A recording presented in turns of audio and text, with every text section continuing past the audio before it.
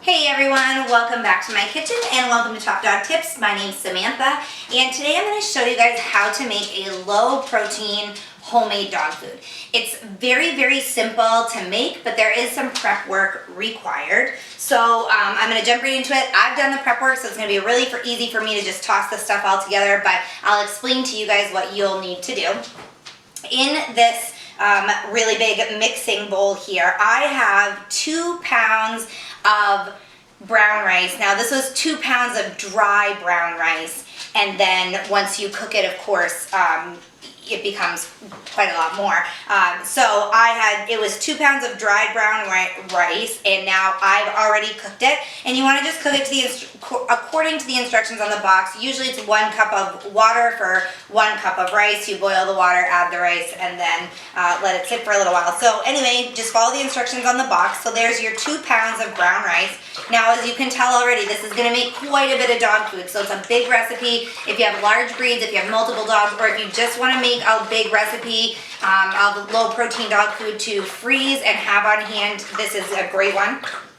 So 2 pounds of 2 pounds of dry rice, and then you're going to cook it. You're also going to want to cook 2 pounds of kidney beans. Now, sorry, not kidney beans, pinto beans. I just did a recipe last time with kidney beans, so I have kidney beans on the brain. So you want to cook 2 pounds of pinto beans, and I actually forgot to strain these, so I'm going to throw those into strain right now.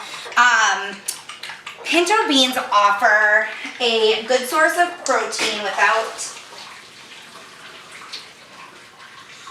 any fat. So it's protein without the fat, and it's also much less protein than you would find in meat or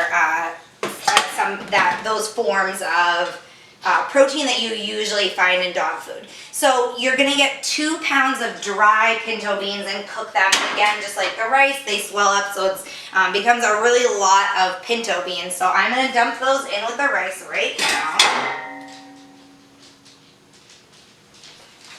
So there they go. So as you can see, that's why I have the really big mixing bowl. Usually I tell you guys like in a medium or large size mixing bowl, but this really needs to be a huge mixing bowl to fit all of this stuff in. So you've got your 2 pounds of rice, 2 pounds of beans, and I'm just going to toss this to make sure that it's mixed fairly well before I add in the carrots. And again, you're going to want to pre-cook your carrots. So I have 1 pound of carrots cooked, and I cut them into chunks because I have a larger breed dogs. I cut the chunks bigger. Of course, if you have a little teacup breed or something like that, you might want to cut your carrots smaller than I cut mine. So 1 pound of carrots, you don't have to worry about peeling them or anything like that. Just cook them any way you want. I boiled mine, and you can throw them right in with this. As you can tell, because it's so much food, it's going to take a while of just tossing it around to really mix things thoroughly. So I'm going to work on that a little bit right now, but I don't want you guys to have to watch the whole thing, so I'm going to leave it like this for now. The last ingredient is 4 or 5 cloves of garlic. If they're really small cloves, you might want to do 5. And now I'm going to sprinkle these in, and this is just cloves of garlic chopped. You don't have to cook it or prepare it in any way, just chop it. Now, garlic, you might have heard some bad things about garlic for dogs. I work with a nutritionist and also our veterinarian. Garlic in small quantities, look at all of this dog food, and you are only adding that little amount of garlic. So it's not a huge amount. In small quantities is actually healthy for dogs. If you've got questions about garlic for dogs, and you feel like, you're not comfortable adding it into this recipe, certainly you don't have to. It adds a little bit of flavor. There are health benefits that garlic offers for dogs. Check with a canine nutritionist or your veterinarian. Speak with them before you just make that assumption based on what you've heard. It is true that garlic in larger quantities, if your dog were to get into, say you're cooking garlic and eat, if you have a bottle like this of garlic powder or dried garlic, something like that, not great if your dog were to eat a couple of the actual pieces of garlic that you buy.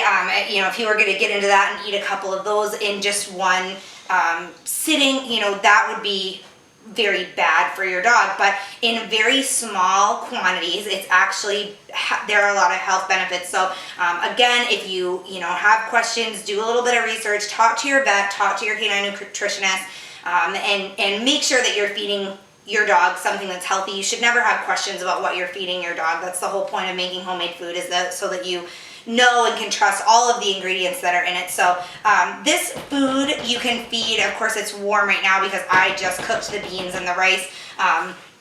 So it's warm right now. Once it cools off, you can feed it to your dog right away. Again, when you're talking about low protein diets, you really want to consult a nutritionist or your veterinarian to make sure that your dog, it's a very fine line between low protein and not enough protein, or low protein and too much protein. So it's different for every dog. Of course, if you have a small breed, they require less protein. If you have a larger breed, they require more. If your dog's younger, they usually require more. Older, require less. So talk with your vet about your dog's specific needs.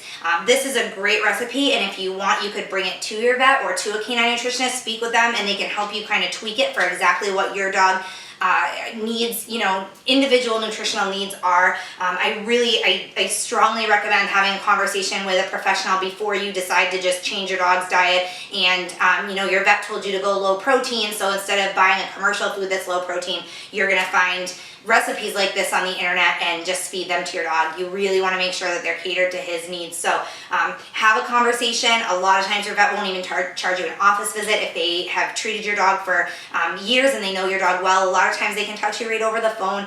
Canine nutritionists, usually you can just go in, it's really quick, you can explain what's going on and some of the recipes that you're thinking about, and once they see your dog, his weight, his size, his breed, his age, things like that, you can talk to them about his activity level. They can really pinpoint some recipes that are going to be ideal for your dog's specific needs. So if you have questions about this recipe, absolutely email me, Samantha@topdogtips.com. You can find contact information for us on our website, which is topdogtips.com. Find us on social media. We're on Facebook, Twitter, Google+, our YouTube channel, all of that. Any way you contact us, it'll get back to me and I'll get you the information that you need.